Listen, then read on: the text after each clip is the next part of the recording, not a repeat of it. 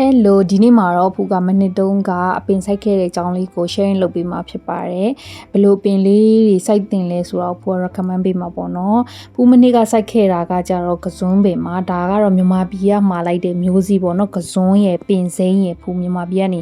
မှာလိုက်တဲ့မျိုးစီပေါ့နော်အဲ့ဒါလေးကိုစိုက်တာပေါက်လားဆိုတော့ပေါက်တော့ပေါက်တယ်သို့ပေမဲ့အရန်ကြီးတော့မျောလင်းလို့မရဘူးပေါ့နော်ဘာလို့လဲဆိုတော့အပင်လေးတွေကတော့အဓိကကနေအောင်ကြီးနဲ့အစာချက်တာဖြစ်တဲ့အတွက်ဒီဖင်လန်မှာကစောင်းနှင်းဆိုနေမရအောင်ဆိုအဲ့ဒါအဆင်မပြေဘူးပေါ့နော်ဆိုတော့ဖူကဒါကတော့နနမင်လေးစိုက်တာပေါ့နော်နနမင်ရဲ့ပင်စိမ်းရဲ့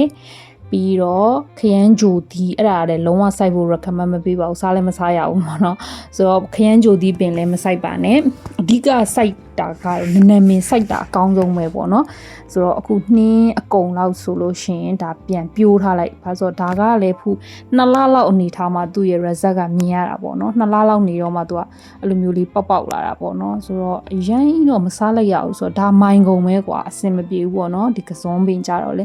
ဒီဖင်လန်လိုနိုင်ငံမျိုးမှာပေါ့နော်ဆိုတော့ဖူကဒါကတော့ခရမ်းဂျိုတီအပင်ပေါ့နော်ဆိုတော့မဆိုင်ပါနဲ့ဒါကတော့ပင်စိမ်းနဲ့နနံပေါ့နော်ဒီမှာကနနံမင်ရှိတာဖြစ်တဲ့အတွက်အဓိကနနံမင်စိုက်ဖို့ဖူက recommend ပေးပါတယ်